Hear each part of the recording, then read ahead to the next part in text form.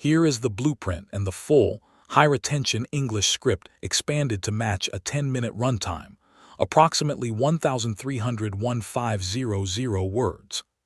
The packing is structured to flow continuously, written in paragraph form with zero stage directions, using high-impact, direct language optimized for maximum audience retention. Part 1. Research and Structural Blueprint. Section 1. The Corporate Illusion. Core focus. Dismantle the mainstream myth that major labels are required for global reach. Hook. Why a massive independent following terrifies traditional music executives. Section 2. The TV Talent Show Trap. Core focus. Analyzing her time on The Voice Kids UK in 2018. How missing out on the first-place trophy saved her from a creative golden cage. Hook. Why losing on national television became the ultimate catalyst for her real success. Section 3. The Ghost Machine. Core focus. Her partnership with the boutique indie setup Cavendish Records. Total artistic independence over corporate mandates. Hook. The quiet alliance that shielded her from highly restrictive contract terms. Section 4. Decoupling from mainstream radio. Core focus. Breaking past 500 million views purely on dynamic vocal deliveries and organic internet placement. Hook. Building an international powerhouse, while traditional media completely ignores your existence. Section 5. The high-stakes artistic pivot. Core focus. Shifting away from reliable, viral internet covers into intricate, original concepts like the musical and cinematic studio tracks. Hook. Rejecting low-effort streaming trends for a move that traditional managers considered highly unprofitable. Section 6. The Modern Blueprint of Music. Core focus. Her evolution into direct-to-fan monetization via international gala bookings and independent distribution. Hook. Completely eliminating corporate middlemen to command absolute career ownership. Part 2. Full video script, 10-minute runtime. Title. Lucy Thomas doesn't need labels anymore. For decades, aspiring musicians have been fed the exact same narrative. They are told that the ultimate dream, the absolute pinnacle of success, is to sign a massive contract with a major music label. Upcoming artists envision the enormous marketing budgets, their names under bright lights, heavy radio rotation, and instant global fame. But behind closed doors, those exact contracts frequently turn into highly restrictive traps. They strip artists of their creative control, dictate how they look, how they act, and what songs they can write, all while leaving the creator with mere pennies on the dollar. But what if someone figured out a way to completely bypass the corporate gatekeepers and still pull in hundreds of millions of views entirely on their own terms? A quiet revolution is happening in the music industry right now, and traditional entertainment executives are absolutely terrified of it. The long-standing illusion that an artist requires a multi-billion-dollar corporate machine to achieve global reach was shattered the moment a teenager from Wigan stepped onto a television stage. Back in 2018, the world got its very first look at an unbelievable vocal powerhouse on The Voice Kids UK.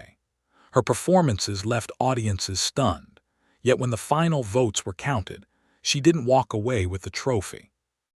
In the moment, for a rising young talent, that looked like a devastating defeat that could end a career before it even started. But looking back today, that loss was actually the greatest blessing in disguise she could have ever asked for. Traditional television talent competitions are notorious for locking their top contestants into incredibly rigid multi-year contracts.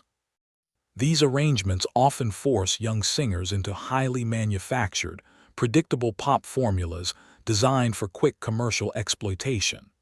By avoiding that corporate grip, she was left entirely free to chart a path that nobody saw coming.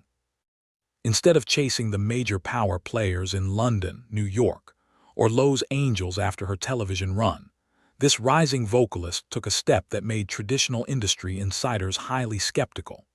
She chose to align herself with a tiny, boutique independent setup called Cavendish Records. Many self-proclaimed experts wondered if a small-scale team operating completely under the radar could ever compete with the global conglomerates that control the algorithms. The answer became clear very quickly. This partnership was never about manufacturing a temporary, fleeting pop star who would be forgotten by the next calendar year. It was about protecting an authentic, generational vocal talent. While major labels were busy forcing their signed talent to chase brief, 15-second internet dance trends, this independent team focused on timeless, emotional depth. Even so, absolutely nobody could have predicted just how rapidly the global audience would react to this formula. Without a single second of mainstream radio play, without massive billboard advertisements in Times Square, and without the backing of corporate capital, her digital platforms began exploding at an unprecedented rate. A single, raw rendition of the classic song, Hallelujah, quietly clocked over 70 million views on YouTube alone, completely destabilizing what executives thought they knew about modern consumer behavior. She wasn't using flashy stage gimmicks, shocking outfits, or highly manipulated auto-tune production. It was just pure, undeniable vocal perfection delivered directly to the camera. While the mainstream media deliberately looked the other way, an empire was being built directly with the listeners. This direct relationship eventually birthed over 5 full-length studio albums and attracted a fiercely loyal global. Yet, right when she had established the perfect, highly profitable formula for viral internet covers, she made a high-stakes decision that every traditional business model.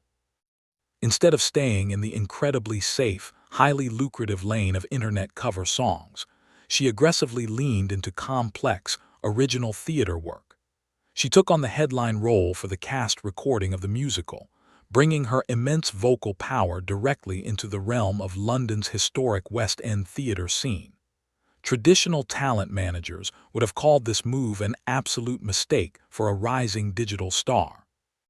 They would argue that spending months on a specialized theatrical project, instead of churning out rapid, easily digestible internet content, is a waste of peak momentum. But the massive gamble paid off perfectly.